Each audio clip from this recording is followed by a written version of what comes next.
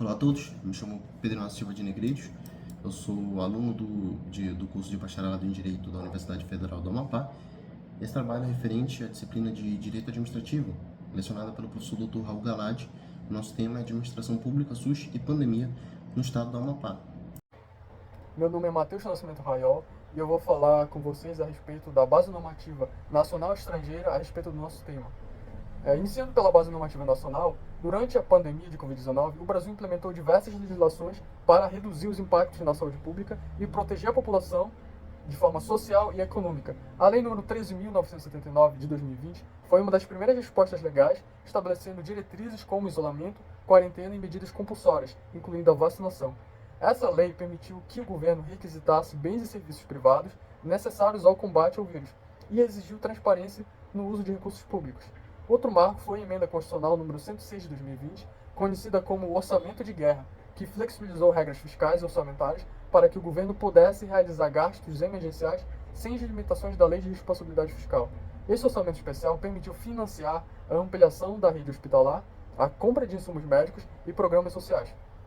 Para ajudar as famílias vulneráveis, foi instituído o auxílio emergencial, inicialmente com valor de R$ 600 e depois reduzido para 300, destinado a trabalhadores informais e microempreendedores que perderam sua renda. Além disso, o Programa Emergencial de Manutenção do Emprego e da Renda autorizou empresas a reduzir jornadas e salários ou suspender contratos, com compensação paga pelo governo aos trabalhadores. Esse programa visava evitar demissões em massa, ajudando a preservar empregos e manter atividades econômicas. Na área da saúde, a portaria número 1565 de 2020 do Ministério da Saúde foi essencial para o fortalecimento do SUS, permitindo o uso do Fundo Nacional de Saúde para ampliar leitos de UTI e comprar EPIs e respiradores. Também foi fundamental a Lei nº 14.124 de 2021, que simplificou a compra de vacinas e insumos por estados e municípios, acelerando a vacinação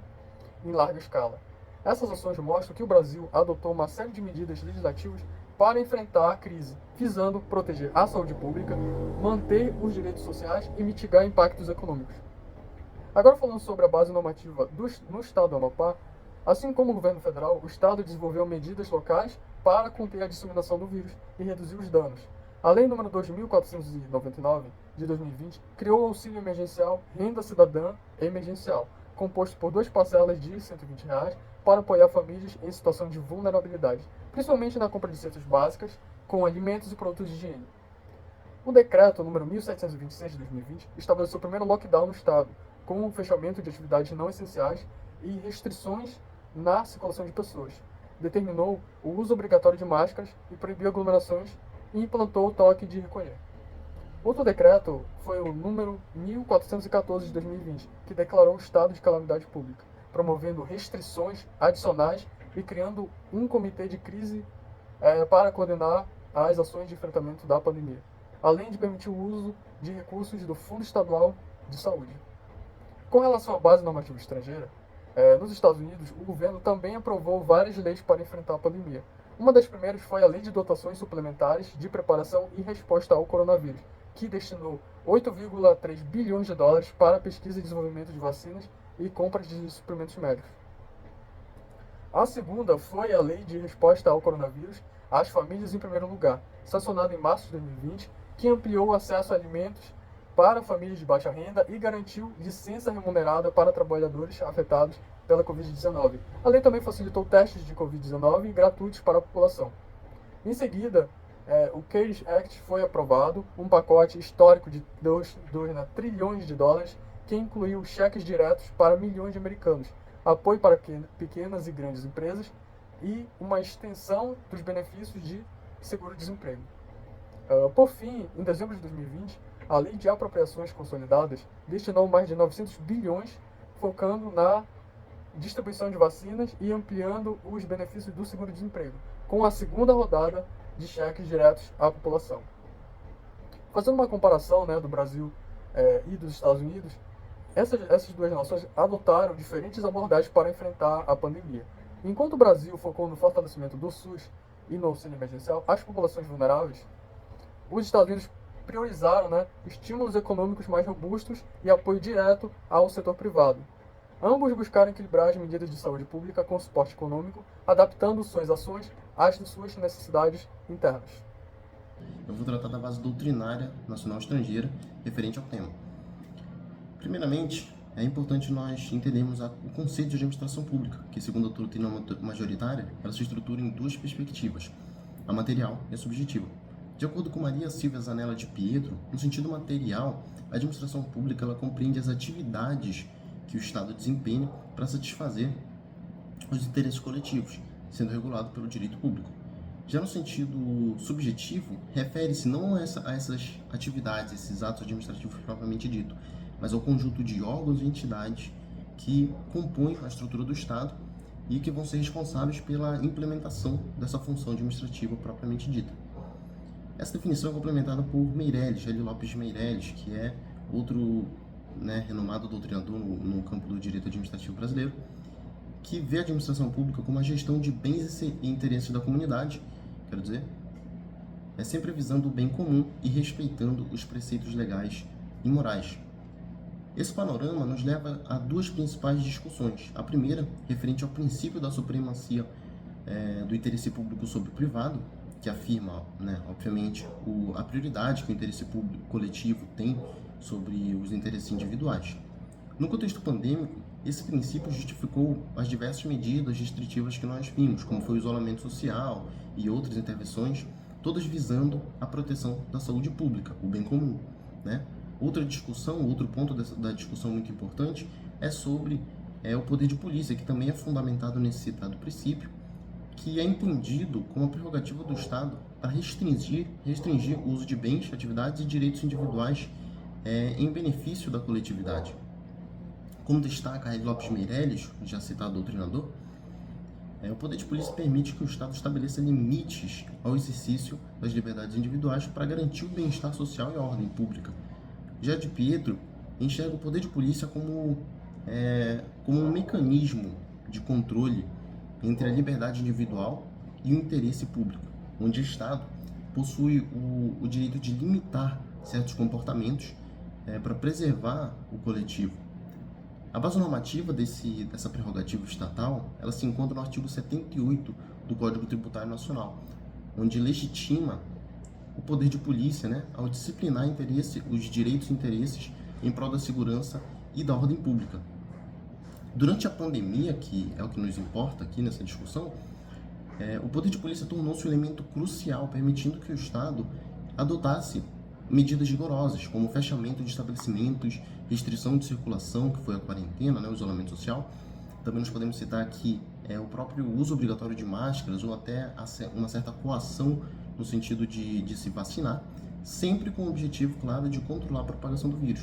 Contudo, é importante lembrar que essas medidas elas devem respeitar os princípios como a legalidade, a proporcionalidade e a razoabilidade, para evitar excessos, abusos, e proteger os direitos fundamentais. Em situações emergenciais, como aponta de Pietro, o poder de polícia pode ser intensificado, mas sempre precisa se pautar nos limites legais e constitucionais. Como base doutrinária estrangeira, nós adotamos principalmente o doutrinador americano de direito administrativo, Kenneth Cope Davis, que ele traz uma reflexão muito interessante sobre a discricionariedade no poder de polícia, lembrando que, mesmo em contextos críticos, as decisões devem ser fundamentadas e transparentes para garantir a confiança pública. Essa transparência justamente traz isso, a confiança no público por entender as razões, os fundamentos para as decisões tomadas, para os atos administrativos. Ele reforça a necessidade de uma prestação de contas, que no termo original, em inglês mesmo, ele usa o termo accountability, prestação de contas. E essa prestação de contas deve ser fundamentada, assegurando que o Estado ele atue dentro dos limites e respeite as liberdades individuais. Assim, durante uma crise, o poder de polícia é essencial para proteger o interesse coletivo, mas exige equilíbrio e responsabilidade. Finalizando a base doutrinária, esse tópico aqui, nós vemos que o papel do Estado, através do poder de polícia, é fundamental em tempos de crise, como a pandemia, mas sempre condicionado ao respeito pelos direitos e liberdades individuais, guiado, claro, por princípios constitucionais e pela transparência. Olá, meu nome é Daniel Oliveira e, dando continuidade à análise da atuação da administração pública no âmbito da crise sanitária do coronavírus, em específico no estado do Amapá, é relevante destacar que a pandemia ela certamente se tornou objeto de discussão na seara jurídica, em razão de toda a singularidade daquele momento histórico vivido por toda a humanidade, de modo que qualquer precedente correlato seja de um século atrás com a proliferação da gripe espanhola. Desse modo, em razão do longo período desde a última pandemia, no qual havia um contexto social e político completamente distinto daquele que nós vivemos na contemporaneidade, foi necessário provocar o Poder Judiciário a fim de serem obtidas as respostas demandadas pelo amplo conjunto da sociedade, de modo que, em razão do caráter emergencial que a pandemia demandava aos serviços de saúde e a toda a administração pública, foi necessário sim que houvesse uma mediação entre que considerasse, né, a excepcionalidade do momento, né, vivida pelos serviços de saúde, a capacidade da administração pública e a garantia dos direitos do cidadão. Nesse sentido, nós podemos pegar exemplos concretos, né, de casos concretos, nos quais essa mediação foi extremamente necessária a fim de serem garantidos os direitos, mas levando também em consideração a realidade daquele período. Dessa forma, nós nos utilizaremos da decisão proferida no Acórdão 8166 do Tribunal de Justiça do Estado do Amapá, no qual a parte autora ingressou com uma ação de danos morais em razão da não obtenção de uma cirurgia eletiva no Hospital de Clínicas Dr. Alberto Lima, aqui no Estado do Amapá, de responsabilidade do governo do Estado. Nessa ação, né, que no caso do Tribunal de Justiça do Estado do Amapá já era em grau de recurso inominado, a parte autora declarou que, a partir do diagnóstico da necessidade de um procedimento cirúrgico, ela obteve a negativa do Hospital de Clínicas Alberto Lima, em razão dessa casa de saúde estar seguindo as diretrizes da Organização Mundial da Saúde, na qual ela orientava todos os hospitais do mundo a estabelecerem um critério de prioridade, no qual todos os procedimentos que não fossem considerados essenciais ou emergenciais deveriam ser reagendados a posteriori, de modo que todos os recursos humanos e materiais deveriam ser empenhados em atuar na assistência às vítimas da pandemia, né, do coronavírus, em especial aquelas que contraíssem a forma mais grave da doença. Desse modo, a decisão do Tribunal de Justiça do Estado do Amapá, ela caminha nessa direção, de modo que ela não entendeu se tratar de uma recusa injustificada por parte do Estado do Amapá, né, por parte do Serviço, né, de Saúde Estadual. E sim, o que estava sendo feito era o estabelecimento dessa parametrização de prioridades entre aquilo que poderia ser feito em um outro momento e a prioridade que, no caso, era salvar vidas de pacientes que estavam sofrendo com a forma grave da doença. E também essa mesma decisão levou em consideração a fragilidade, né, do serviço de saúde aqui no Estado, de modo que todo e qualquer recurso, seja ele recurso humano ou recurso material, deveria sim ser utilizado da melhor forma possível e ser otimizado ao máximo, a fim de que não houvesse nenhum tipo de comprometimento no atendimento às vítimas do coronavírus. De forma análoga, nós temos também outra decisão na qual o mesmo tribunal, né, o Tribunal de Justiça do Estado do Amapá, também atua como mediador para conciliar as diversas demandas existentes naquele período. Nesse segundo caso, nós vamos ver que, em grau de recurso, né, nós temos a resposta ao município de Macapá, a partir do acórdão número 157.263, no qual o Ministério Público do Estado do Amapá ingressa com uma ação civil pública demandando tanto ao governo do Estado do Amapá quanto ao município de Macapá o estabelecimento de uma ala de internação pediátrica no Hospital da Criança e do Adolescente de responsabilidade do Estado do Amapá, de forma exclusiva para atender os casos, né, de pacientes pediátricos que estivessem acometidos pelo coronavírus, né, pelo Covid-19. E de forma análoga no município de Macapá, foi demandado pelo Ministério Público do Estado do Amapá o estabelecimento de uma UBS de referência que também pudesse ser o ponto de entrada para o atendimento da população em idade pediátrica. Contudo, o município de Macapá, em grau de recurso de apelação, ele alegou que não haveria a necessidade, naquele momento, do estabelecimento de uma UBS de referência para crianças e adolescentes, em razão da falta de profissionais qualificados que pudessem ser remanejados para uma UBS que tivesse como objetivo atender somente aquele segmento da população, e também justificando de modo que, afirmando que todo o aparato das UBSs, né, todos os recursos, toda a rede de UBSs do município de Macapá estaria prontamente apto a atender toda a população, inclusive, né, a população em idade pediátrica. Para além dessa justificativa, o município de Macapá também se utilizou dos dados do Serviço de Vigilância Epidemiológica do SUS, né, o ESUS, que comprovou, com base na taxa de contaminação, né, por meio do comparativo da taxa de contaminação entre a população em idade pediátrica e a população da idade adulta, foi demonstrado que a diferença entre o grau de contaminação